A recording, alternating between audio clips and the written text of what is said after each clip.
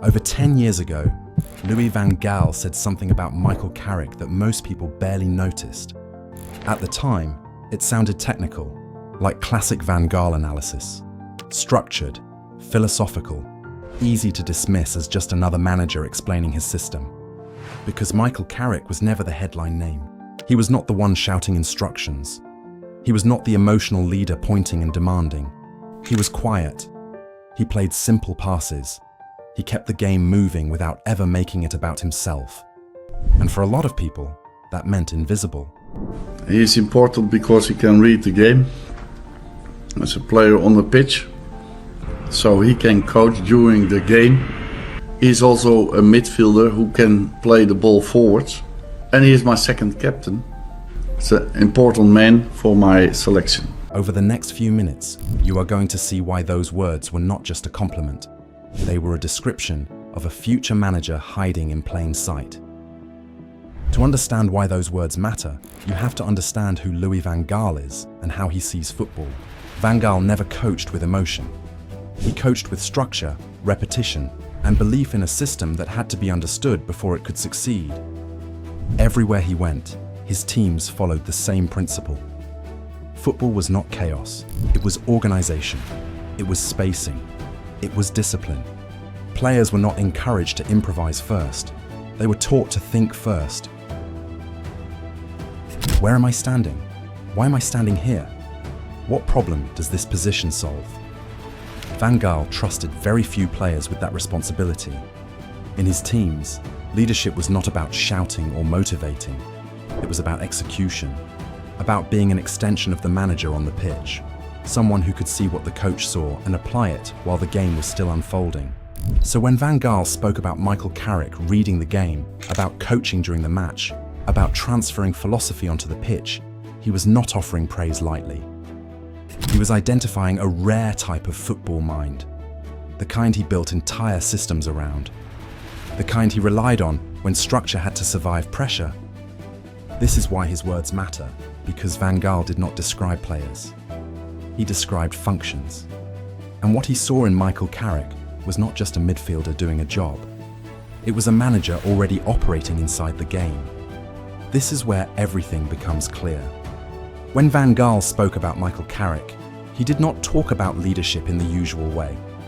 He did not mention experience. He did not mention loyalty. He did not even talk about form.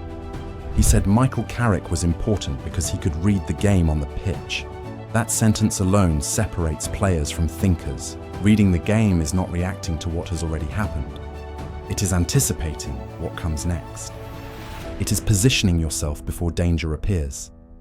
It is understanding the rhythm of a match when everyone else is caught up in the moment.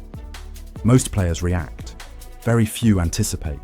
Michael Carrick anticipated. He did not arrive late to danger. He removed danger before it announced itself. That is not passive football. That is control. And control is the foundation of great management. Then Van Gaal went further. He said Michael Carrick could coach during the game. That is not normal language. Managers do not say that casually. Coaching during a match means recognizing problems in real time and correcting them without instructions from the touchline. It means adjusting shape, tempo, and decision-making while the ball is still moving. It means players listen to you because they trust your understanding. That is authority without noise, leadership without theatre. Then came the most revealing part. Van Gaal said Michael Carrick could transfer his philosophy onto the pitch. That is not about personality. That is alignment. It means Michael Carrick understood the system so deeply that he became its messenger under pressure. When things broke down, when the structure was tested, Michael Carrick did not panic. He enforced the idea, quietly, instinctively. Taken together, those words were not describing a midfielder doing a job. They were describing an on-pitch manager. And once you hear it that way, it becomes impossible to unhear. Van Gaal then added something most people brush past. He said Michael Carrick was his second captain. To many fans, that sounds administrative, like a backup armband, like a rotation choice. But under Louis van Gaal, captaincy was never symbolic. It was functional. Van Gaal did not want captains who motivated with emotion. He wanted captains who enforced structure.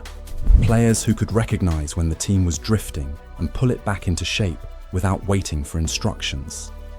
Being second captain meant Michael Carrick was not just leading players. He was safeguarding the idea. He was the man Van Gaal trusted to keep order when the game became unstable, when the press was broken, when the midfield stretched, when decisions became emotional instead of positional. This is where Michael Carrick separated himself, because authority in football is usually loud, pointing, shouting, demanding. Michael Carrick's authority came from clarity, from calm, from always being in the right place at the right moment. When a manager like Van Gaal gives that responsibility to a player, he is not just naming a leader, he is identifying someone capable of managing the game itself. Van Gaal also said he could use Carrick in different positions. At the time, this was framed as versatility. But Van Gaal was never impressed by players who simply filled spaces. What he valued was understanding why a space existed. A player who can move between midfield and defense without breaking the system is not just flexible. He is spatially intelligent. He understands distance, risk, balance. He understands how one position affects another. Adaptability at that level is not physical, it is mental. And that is why managers love players like Michael Carrick. Not because they do everything, but because they understand everything. When to slow the game down, when to drop deeper, when to step in front of danger before it becomes visible.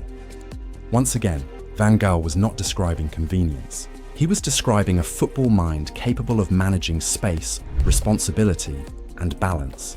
That is not the profile of a utility player. That is the profile of a future manager. At this point, it might sound like Van Gaal was simply being thorough, but this is where the pattern emerges. Because when you step back and look at how the game's sharpest minds spoke about Michael Carrick, they were all describing the same thing. They did not talk about pace. They did not talk about aggression.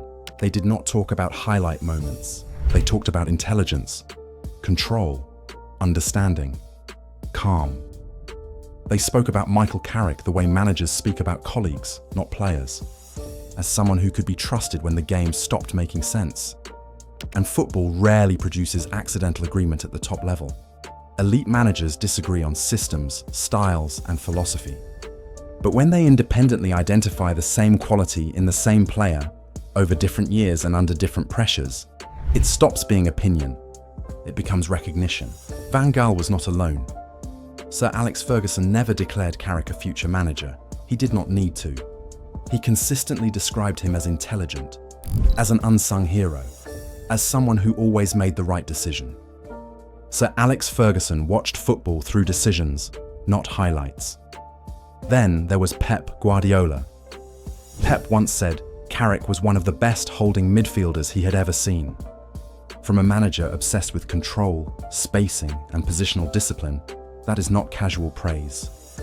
In Pep's football, the holding midfielder is the brain, and he recognized that brain in Carrick. Then there was Arsène Wenger. Wenger said Michael Carrick could have played for Barcelona. In Wenger's language, that means positional intelligence, patience, and trust in structure. Different voices, different eras, same conclusion. In 2021, when Michael Carrick concluded his first brief stint as interim manager at Manchester United, Cristiano Ronaldo posted a message that most people barely thought twice about. At the time, it looked like a polite farewell, a respectful goodbye to a former teammate and coach who was leaving the club quietly after 15 years. Ronaldo wrote, "Michael Carrick was a class act as a player, and he can become a great coach as well.